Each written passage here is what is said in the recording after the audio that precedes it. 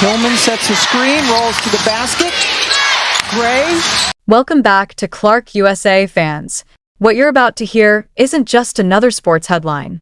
This is the kind of moment that changes how an entire league is seen, how power is questioned, and how one player can shake the foundation of a system that was never truly built to handle her level of impact. It all started with a moment that instantly went viral, one that caught the attention of fans, analysts, and critics across the sports world. On live television, Stephen A. Smith did something he doesn't do lightly. He paused, took off his glasses, leaned forward, and spoke directly into the camera with a level of seriousness that cut through all the noise. His message was not wrapped in debate, not softened with caution, and not balanced with hesitation. It was direct, sharp, and impossible to ignore. Resign, Kathy Engelbert. Not later. Not after review. Now. That moment alone would have been enough to dominate headlines for days. But what made it explosive was the situation behind it. Because this wasn't about a bad call in a game, a controversial fall, or even a heated locker room disagreement. This was about a reported legal warning sent by the WNBA to its brightest star, Caitlin Clark, the very player many believe transformed the league from struggling for attention into a booming, must-watch product.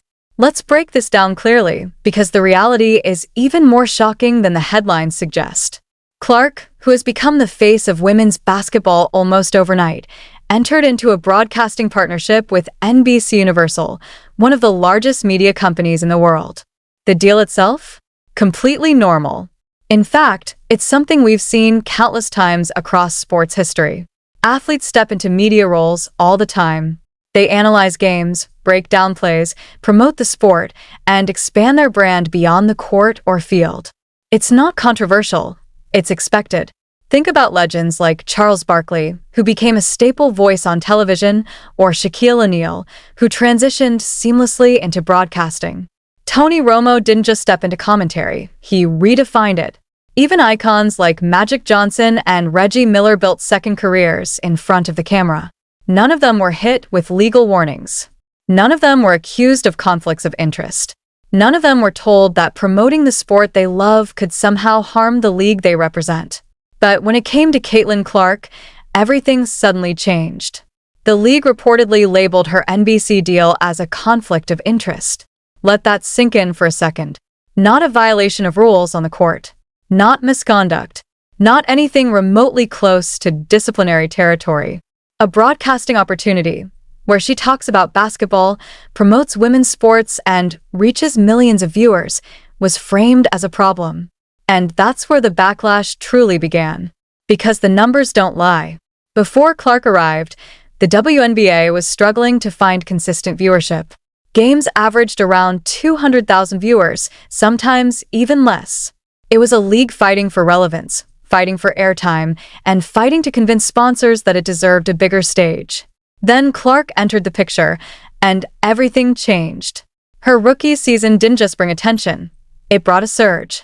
The Indiana Fever, a team that had been largely overlooked, suddenly became the center of the basketball world. Games started selling out, not just at home but on the road. Cities that had never paid attention to the Fever were now packed with fans eager to see Clark play. Social media exploded with highlights, debates, and late-night discussions about her performances. The impact was measurable and immediate. Viewership for Indiana Fever games skyrocketed by over 200%. That's not a small improvement. That's a complete transformation. The ripple effect extended across the entire league. Clock to one, Lloyd. Oh yeah! Jewel Lloyd! Attendance rose. Merchandise sales increased. Sponsorships grew more aggressive. Networks began to see real value in broadcasting WNBA games. And then came the biggest shift of all, the money. The league secured a massive media rights deal involving major platforms like Amazon Prime Video, ESPN, and ION Television, reportedly worth billions over more than a decade. That kind of deal would have been nearly impossible to imagine just a short time earlier. Clark didn't just improve the league's visibility, she changed its entire financial trajectory. And yet, despite all of that, her base salary remained shockingly low. Around $76,000 for her rookie season. In the context of professional sports, especially for someone generating that level of impact, it's almost unbelievable. To put it into perspective, even non-player roles in other leagues can earn significantly more. The gap between her value and her pay highlights a deeper issue within the system, a structure that hasn't yet caught up to the stars it now depends on. So, what did Clark do? What any rational, business-minded athlete would do. She built her brand outside the league. She signed endorsement deals, partnered with major companies, and created multiple income streams that actually reflected her market value. And when NBC offered her a chance to expand her presence even further, to speak directly to a national audience and elevate the sport, she accepted. From a business standpoint, it was a no-brainer. From a promotional standpoint, it was a win for everyone. More exposure for Clark means more exposure for women's basketball. More viewers, more fans, more growth. That's how modern sports ecosystems work. But instead of embracing that opportunity, the league reportedly responded with a warning. And that's the moment everything shifted from a quiet disagreement to a full-blown controversy. Because to many observers, it didn't just look like a policy decision, it looked like a disconnect. A failure to recognize who was driving the league's success. That's exactly what pushed Stephen A. Smith over the edge. On first take, he didn't hold back. He didn't frame it as a misunderstanding or suggest waiting for more details. He called it egregious. He called it blasphemous. He even suggested it reeked of jealousy, a powerful accusation in a situation already filled with tension. And then he went further than most analysts ever do. He called for the commissioner to step down immediately. That kind of statement isn't made casually. It's not just commentary, it's a signal. A signal that something, in his view, has gone seriously wrong at the highest level of leadership. Because calling for the resignation of a sitting commissioner isn't about one decision, it's about what that decision represents. And what this situation represents, at its core, is a clash between old systems and new realities. The WNBA is no longer what it used to be. It's growing, evolving, and attracting attention at a scale it hasn't seen before. And much of that growth is tied directly to Caitlin Clark. But with that growth comes pressure to adapt, to modernize, and to recognize the changing dynamics of power within the league. The question now isn't just about one warning or one deal. It's about what happens next. Does the league adjust and embrace the momentum Clark has created? Or does it risk alienating the very figure who brought it back into the spotlight? Because history has shown that moments like this can define the future of an entire organization. And right now, the entire world is watching. 4 on the game clock. Deep three from Mabry. Now, let's get into the part of the story that truly flips everything on its head, because when you strip away the noise, the arguments, and the headlines, what Stephen A. Smith said at the core of his breakdown was actually very simple, very direct, and almost impossible to logically argue against. He made it clear that if Caitlin Clark is sitting on a Sunday night broadcast on NBC Universal, wearing WNBA gear, talking about basketball, breaking down plays, analyzing games, and sharing her knowledge of a sport she has dedicated her entire life to, that is not a conflict of interest in any reasonable sense of the phrase. That is not harmful to the league. That is not a violation of loyalty. That is, in reality, something completely different. It is free marketing at the highest possible level. It is the kind of exposure that companies spend years trying to manufacture, the kind of organic connection with audiences that marketing agencies charge millions of dollars to replicate, and yet here it was falling directly into the lap of the WNBA without them having to spend a single dollar to make it happen. Think about that for a second in real, practical terms.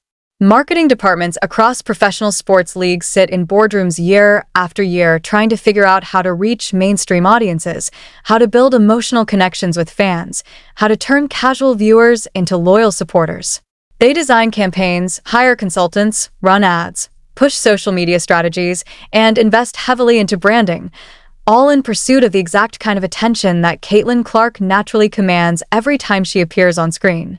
And here she was, about to bring that attention to national television, not in a forced or scripted way, but in an authentic, organic format where she simply talks about the game she loves. That is not just valuable, that is priceless. Yet instead of recognizing that opportunity and embracing it, the league reportedly chose to respond with a legal warning. And that is where Stephen A. Smith drew a hard line. He didn't just disagree with the decision, he dismantled the logic behind it piece by piece. He called the conflict of interest argument exactly what it appears to be, a fabricated excuse. Because when you look at the broader structure of professional basketball, the argument simply does not hold up. NBC already broadcasts NBA games. The WNBA and the NBA are not isolated entities.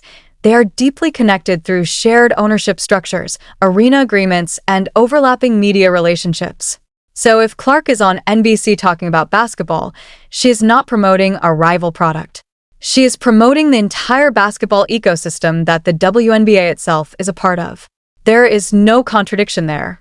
There is no conflict. There is only visibility, growth, and opportunity. And to drive that point home even further, Stephen A. brought up a comparison that resonates across generations, the case of Michael Jordan during the release of Space Jam. At the time, Jordan was not just any player.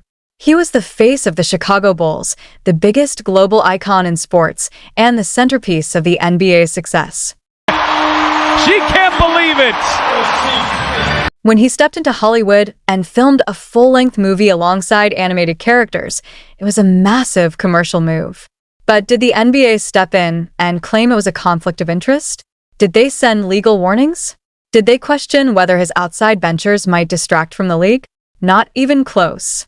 Because they understood something fundamental. Jordan's success outside of basketball made the NBA bigger, not smaller. His visibility elevated the league's brand, expanded its reach, and brought in new audiences who might not have engaged with basketball otherwise. That same principle applies here. Every time Caitlin Clark appears on national television, every time her face shows up on a broadcast, every time a casual viewer who might not normally watch the WNBA sees her and becomes curious, the league benefits. People search her name. They look up her team, the Indiana Fever. They check scores, watch highlights, and tune into games. That is how modern sports growth works. It is driven by stars who can transcend the boundaries of the game itself and connect with a broader audience. Clark is doing exactly that. And that's why Stephen A. didn't just stop at criticism. He went further into something deeper, something that the league's leadership seems to have overlooked entirely: gratitude. He argued that instead of pushing back against Clark, the league should be celebrating her, supporting her, and recognizing the role she has played in transforming its trajectory. In his own words, they should be thanking her, appreciating her, even polishing her shoes metaphorically, because without her impact, the conversations happening today about billion-dollar media deals, sold-out arenas, and mainstream sponsorships might not even exist. Now, Stephen A. Smith is not always right. He is known for bold takes, strong opinions, and sometimes controversial statements that don't always land. But in this case, his argument resonated because it was grounded in logic, supported by data, and aligned with what fans themselves were already seeing unfold. The numbers back it up. The growth is real. The attention is undeniable. And the decision to challenge the very player driving that growth feels, to many, like a miscalculation of massive proportions. Because here's the reality: the WNBA didn't just create a controversy. It created a conflict where none needed to exist. It picked a battle with a player it cannot afford to lose, on a platform it cannot afford to alienate, in front of an audience it spent years trying to build. And that brings us to the next layer of this story, the financial side, which makes everything even more difficult to justify. To truly understand why this situation feels so shocking, you have to look at Caitlin Clark's actual salary within the league. Of X Factor's Ariel Atkins off balance. Not the endorsement deals, not the external partnerships, just her base pay as a WNBA player. In her rookie season, she earned approximately $76,535. Take a moment to really process that number. This isn't just low by professional athlete standards, it's low by many professional standards across entirely different industries. There are entry-level roles in tech, healthcare, and finance that exceed that figure. In some cases, even early career professionals in fields like nursing or accounting can earn more. And yet, this is the salary of a player who has arguably done more to elevate her league in a single season than any player before her. She didn't just perform well, She shifted the entire economic conversation around the WNBA. Increased viewership, higher ticket sales, stronger sponsorship deals, and a massive new media rights agreement involving companies like Amazon Prime Video, ESPN, and ION Television all came in the wake of her rise. The league's valuation surged. Its visibility skyrocketed.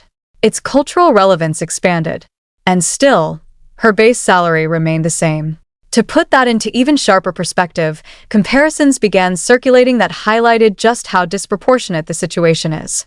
For example, the mascot of the Denver Nuggets, Rocky the Mountain Lion, has been reported to earn significantly more annually than Clark's WNBA salary. Now, this isn't about diminishing the role of entertainment in sports or disrespecting mascots. It's about illustrating the imbalance. When a league's most valuable player, the face of its growth, and the driver of its financial momentum is earning a fraction of what her impact suggests she's worth, it raises serious questions about the system itself. And that's where the situation becomes even more complicated. Because while the league operates under a collective bargaining agreement that sets salary limits, it does not control what players do outside of those contracts, at least not without clear legal grounds.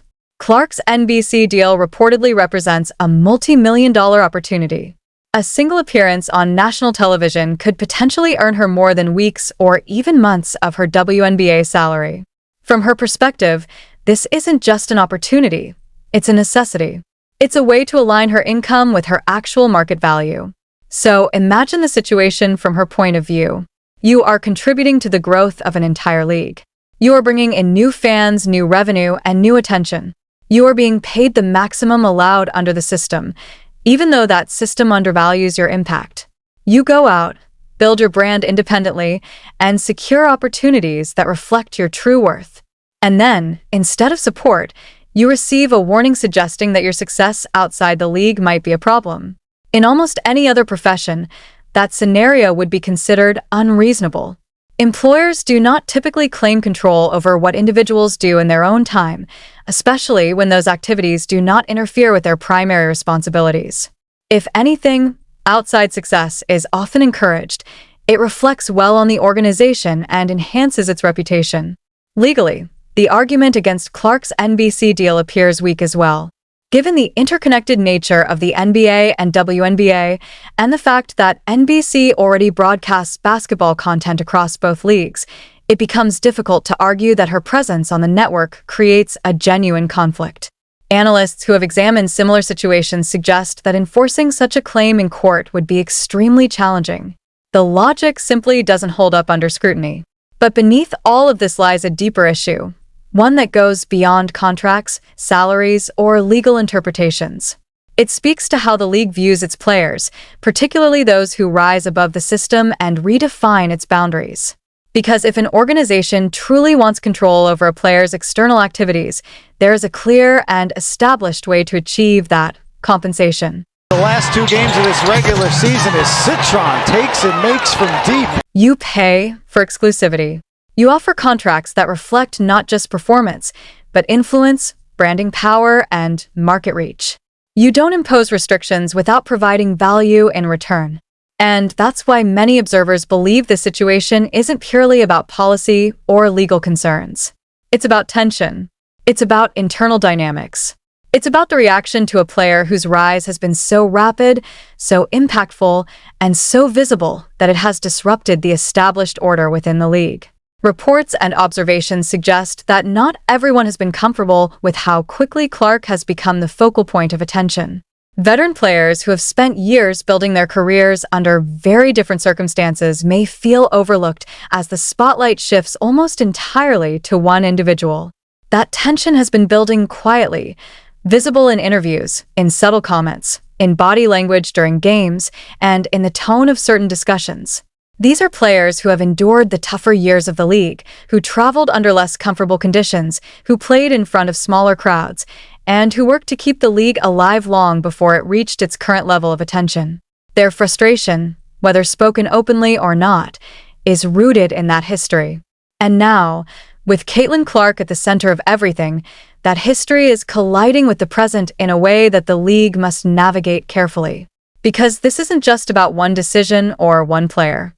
It's about the future direction of the WNBA, the balance between growth and tradition, and the ability of its leadership to adapt to a rapidly changing landscape. The stakes are incredibly high. And as this story continues to unfold, one thing remains certain. The spotlight isn't going anywhere. KT even put it in.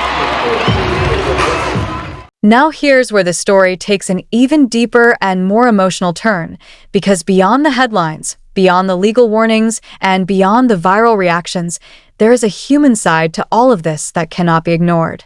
For years, long before Caitlin Clark ever stepped onto a professional court, the players of the WNBA were fighting a very different kind of battle. This wasn't about endorsements or national television appearances. This was about survival, about passion, and about commitment to a sport that did not always give back what it deserved. Many of the league's veteran players spent their off-seasons traveling across the world, not for luxury or exposure, but out of necessity. They played in countries like Russia, Turkey, and Spain because the WNBA salaries alone were not enough to sustain a stable livelihood. These weren't glamorous decisions. They were sacrifices. Long flights, unfamiliar environments, time away from family, and the constant grind of year-round competition, all just to make ends meet while continuing to pursue their careers. Those years mattered. That struggle mattered. The foundation of the league was built on that resilience, on players who showed up when arenas weren't full, when TV ratings were low, and when the broader sports world barely paid attention. They carried the league through its toughest phases, fought for visibility, and slowly, piece by piece, helped build what the WNBA is today. That history deserves respect. It deserves recognition. And it deserves to be acknowledged whenever conversations like this take place. But then everything changed. Caitlin Clark arrived, and within months, the entire landscape shifted in a way that no one could have fully predicted. What took others years, even decades, to build, Clark seemed to achieve almost instantly.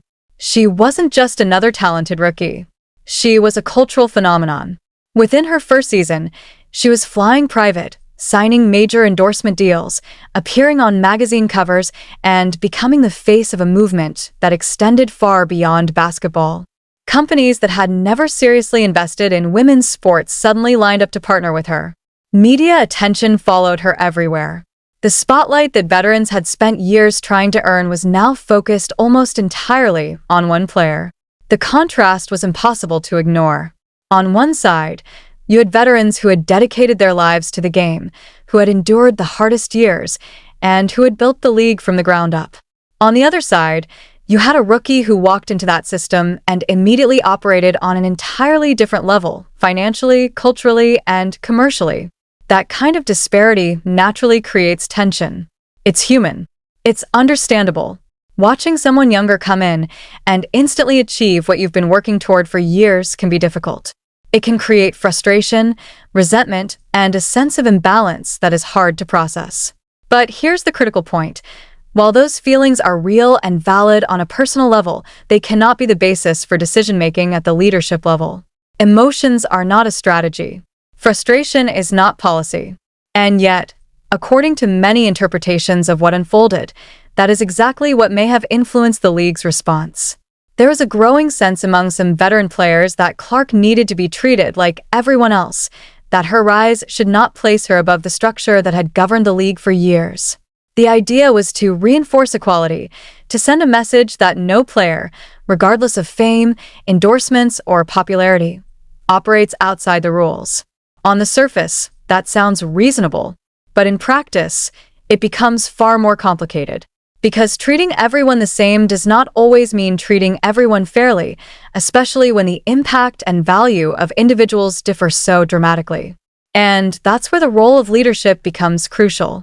A commissioner's responsibility is not to balance emotions within the locker room.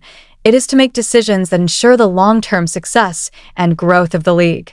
In this case, many believe that Kathy Engelbert faced that exact challenge and made the wrong call. Instead of stepping into the situation with a long-term vision, instead of recognizing the broader implications of Clark's influence, she appeared to respond to immediate pressure. The reported legal warning was seen by some as a short-term concession, a way to address internal concerns without fully considering the external consequences. and those consequences could be massive. Because this situation doesn't exist in a vacuum. It involves powerful entities, significant financial stakes, and a rapidly growing audience that is paying close attention. NBC Universal is not just any broadcaster. It is part of a massive corporate structure backed by Comcast, one of the largest media and telecommunications companies in the world. Lets it fly and hits. Oh my goodness gracious. Engaging in a legal conflict, even indirectly, with an organization of that scale, is not something to take lightly. The resources, the legal expertise, and the influence at their disposal far exceed what a smaller league can typically handle. If this situation were to escalate, if the league attempted to enforce restrictions, impose penalties, or block Clark's appearances, the response would not be one-sided. It would trigger legal challenges, public scrutiny, and potentially a battle that the WNBA is not positioned to win. And that's before even considering Clark's own position. Given her earning power and influence, she has access to top-tier legal representation and financial security that allows her to stand her ground if necessary. Then there are the sponsors. Major brands like Nike, Gatorade, and State Farm are not just investing in the league, they are investing in Caitlin Clark specifically. Their partnerships are tied to her image, her reach, and her connection with audiences. If the league takes actions that negatively impact her, it doesn't just affect one player, it risks disrupting relationships with companies that bring in significant revenue. And in a scenario where public backlash grows, those sponsors could apply pressure quickly, demanding resolution or reconsidering their involvement. Perhaps the most important factor, however, is leverage. Because despite being a rookie, Caitlin Clark holds more leverage than the league might be willing to admit. She has options. She is not dependent on the WNBA in the way players once were. She could explore opportunities in other leagues, play internationally, or even step back from professional play altogether while maintaining a highly successful career through media and endorsements alone. Her earning potential outside the league already surpasses what she makes within it. That creates a power dynamic that is fundamentally different from anything the WNBA has dealt with before. For years, the league held the leverage. Players needed it for exposure, for opportunity, and for career growth. But now, with Clark, that balance has shifted. The league benefits from her presence more than she depends on the league structure. And that changes everything. Because when you look at the situation from a strategic perspective, every possible outcome carries risk for the league. If they enforce the warning and take action against Clark, they risk alienating fans, losing viewership, damaging sponsor relationships, and creating a public relations crisis that could undo much of the progress they've made. On the other hand, if they step back and reverse course, they risk appearing inconsistent or lacking authority. It becomes a lose-lose scenario, one that could have been avoided entirely. And that's what makes this moment so critical. This isn't just about a contract dispute or a media appearance. It's about direction. It's about leadership. It's about whether the league can adapt to a new reality where star power, media presence, and individual branding play a larger role than ever before. In the end, one thing is becoming increasingly clear. Caitlin Clark will be fine. Her career trajectory, her endorsements, and her opportunities ensure that she'll continue to succeed regardless of how this situation unfolds. NBC Universal will be fine. The sponsors will be fine. The only question mark, the only entity facing real uncertainty, is the WNBA itself. Because moments like this define legacies. They reveal priorities. They expose strengths and weaknesses in leadership. And they shape how history remembers those in charge. When Stephen A. Smith called for resignation, it wasn't just about one decision, it was about what that decision represented. A failure to recognize value, a failure to adapt, and a failure to protect the very asset driving the league's success. Now the spotlight is brighter than ever. The pressure is higher than ever. And the world is watching to see what happens next.